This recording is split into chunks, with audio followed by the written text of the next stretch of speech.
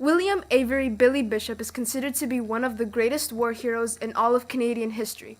Born in Owen Sound, Ontario on February 8, 1894, Billy was always a fighter from a young age. He defended himself against bullies and enjoyed pastimes such as shooting and horseback riding.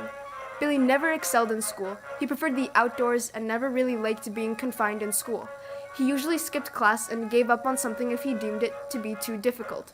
At the age of 15, Billy began to get interested in aviation and built a plane out of cardboard and jumped off his roof with it.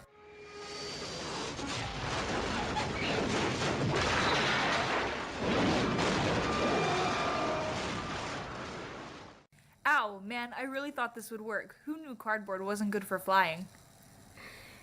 He wasn't exactly a Wright brother. Maybe he should have stayed in class. Billy might not have been skilled in building planes, but he was good at flying them, and he would prove this in World War I. As soon as news of World War I struck, Billy was ready to enlist. His mom thought otherwise.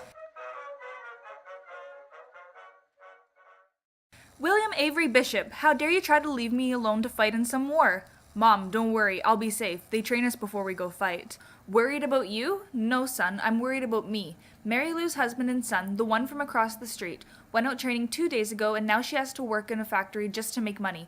Oh, it's horrible. I refuse to join the workforce. That's a man's place. I'm not letting you go off to war. Mom, that's so unfair. I want to fight. I hate you so much. I don't care what you say, I'm enlisting. Billy was a brat. After enlisting and going through training, Billy was ready to fight. At this time, planes were not a common device to be used in battles. They were a new tool. Airplanes were used to track enemy locations and movements. An important battle in World War I for Billy was the Battle of Vimy Ridge. Billy's biggest fighting method was surprise attacks. During the Battle of Vimy Ridge, he took down 12 aircrafts in April alone. Because of his actions during this battle, he won the Military Cross, which was one of his many awards. I was taking down everyone. No one was safe with me in the captain's seat. I took down too many planes to count during the Battle of Vimy Ridge, and everything I had done had been recognized.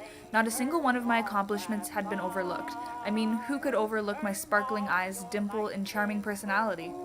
Yes, whatever Billy said he did was recorded as an accomplishment. People would never assume the stud was lying. In total, he had 72 victories, making him the top Canadian ace of the war. There is a lot of controversy today surrounding his victories because many could not be proven. Billy wrote in a report, I fired on 7 machines in the aerodrome, some of which had their engines running.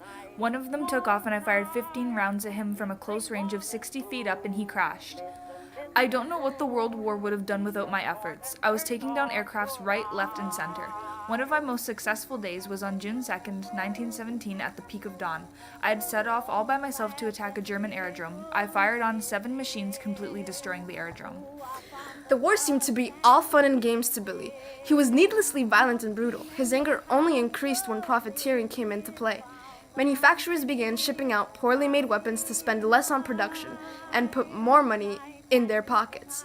This was dangerous on the battlefield. Weapons were malfunctioning, more soldiers were dying. Billy was worried about how this will affect his kill streak. He had always tried to make himself look good by going above and beyond his higher-ups' expectations, and had succeeded. Luckily, the malfunctioning equipment had not stopped nor slowed him down. Billy continued to impress with his stories of taking down German airplanes. After this, Billy had something else to worry about: conscription. It was no secret that Billy enjoyed his place in the spotlight. It seemed as if everyone wished they were him. His good looks and acts of heroism helped his reputation as one of Canada's greatest war heroes in World War I. He had a negative opinion of conscription because he was afraid of a new soldier taking his place at the top. I worked hard to not work hard in this war. I can't let someone come in and take all that from me. Mom didn't raise a loser. Yes, Billy was not a loser in the war.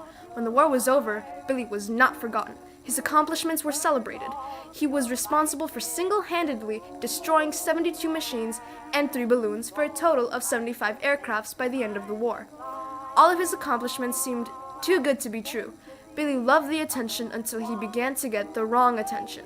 Many of his comrades questioned the plausibility of his conquests, causing distrust among them. For years, Billy's victories were questioned. Everything he said he did was believed, even if there wasn't any evidence to support it. Yeah, but that time I destroyed that German aerodrome and took down all those aircrafts, all by myself. Yes, Billy, we've heard about that 3 times already.